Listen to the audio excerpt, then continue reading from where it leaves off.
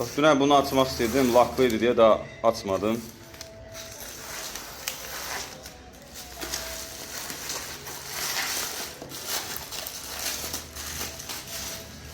Bu, bunun üstünə vurulacaq, bu ürünlərin göndəriləcək yiyəsinə.